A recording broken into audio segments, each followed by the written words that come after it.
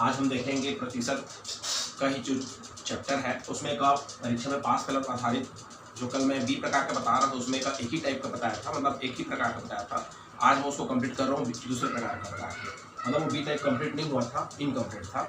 और देखिए मैं वीडियो इसलिए छोटा छोटा बनाता हूँ क्योंकि आपको थोड़ा सा इंटरेस्ट रहे और डेली आप क्या करें उसको देखें। अगर मैं चाहूँ तो 15-20 मिनट की वीडियो बनाऊँ, पर उसमें क्या है आजकल वीडियो पूरा कंप्लीट नहीं देखते, उसको स्किप कर करके पूरा कंप्लीट क्या कर देते हैं, उसको पढ़ ही नहीं पाते हैं। तो इसलिए मैं वीडियो को थोड़ा सा कम ही बनाता हूँ, मतलब कम मिनट का बनाता हूँ और कोशिश करता हूँ कि अच्छे से उसको समझाने का। तो अगर आपको कुछ भी से समझ में नहीं आता तो आपसे रिक्वेस्ट है कि आप उसको कमेंट्स में क्या करें, क्वेश्चन पूछिए, ठीक।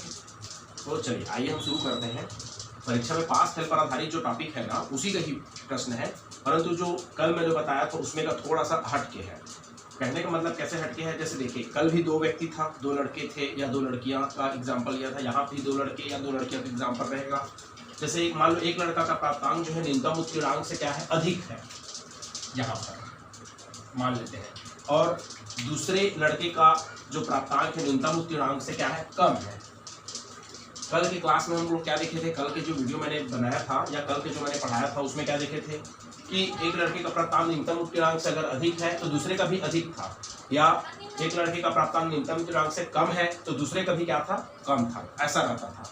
मतलब दोनों का कम था, एक का कम है तो दूसरे का भी कम, और दूसरे का एक का ज़्यादा दूसरे का भी ज़्यादा। परंतु आज के में ऐसा नहीं है।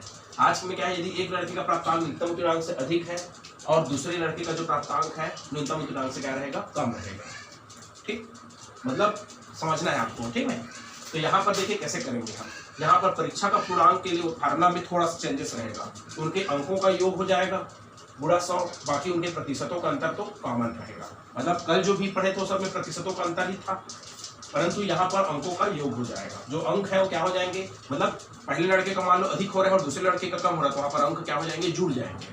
इसलिए बस फार्मूला में यही बस चेंजेस होगा, बाकी ये दोनों चीजें कॉमन है। तो देखिए क्वेश्चन है, जैसे सीता 40% अंक प्राप्त करती है और गीता 30% अंक प्राप्त करती है।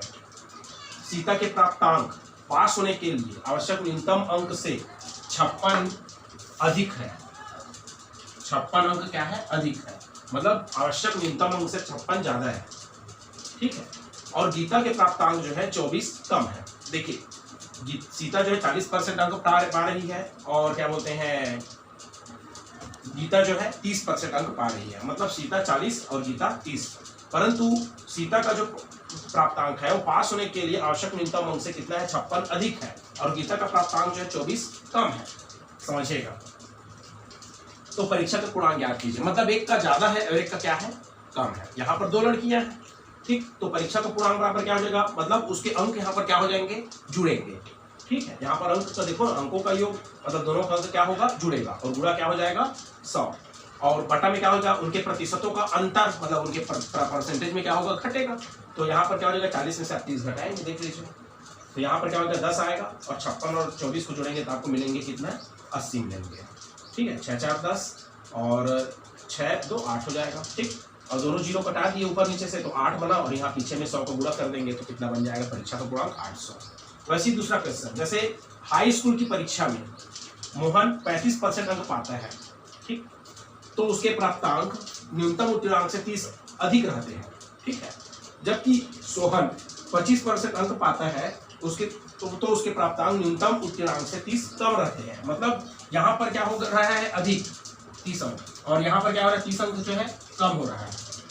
मतलब दोनों देखो, समझ में आई बातें। तो यहाँ पर तो परीक्षा का पूर्णांक अपने को निकालना है, मतलब एक अधिक है और एक ज्यादा है, तो वहां पर सिंपल है, परीक्षा का पूर्णांक बराबर क्या हो जाएगा, उनके अंकों का योग। यहाँ पर 30 अंश अधिक या 30 अंश कम, तो उनके अंकों का योग, गुणा क्या हो जाएगा 100, बटा में क्या हो जाएगा, उनके परसेंटेज या उनके प्रतिशतों का अंतर। ये दोनों चीजें कॉमन है, ठीक। बाकी उसमें क्या था, उनके अंकों का अंतर रहता था, ठीक है। तो यहाँ पर क्या हो जाएगा, अंकों परसेंट में अंतर रहेगा और उनके अंकों का योग गुणा 100।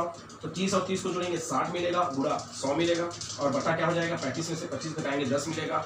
10 वाले 10 को 60 से घटाएंगे तो 6 बार में कटेगा और 6 का गुणा 100 करेंगे तो अपने को परीक्षा को पूर्ण क्या मिलेगा, 600 मिलेगा। तो कहने का मतलब ये कि जब भी आपको ऐसा क्वेश्चन आते हैं, जैसे कल जो मैं बताया था और आज का जो बताया हूँ, उसमें से एक क्वेश्चन आने रहते हैं, तय रहता है व्यापम में, तो आप इसको बिल्कुल डेली थोड़ा सा प्रैक्टिस करिए और एक बार पढ़ के जाइए कि कैसा टाइप का अगर क्वेश्चन कैसे आता है तो कैसे उसको क्या करना है, सॉल्व करना है, और एक बार मेहनत तो करना पड़ता है इसमें। ठीक है, ठीक।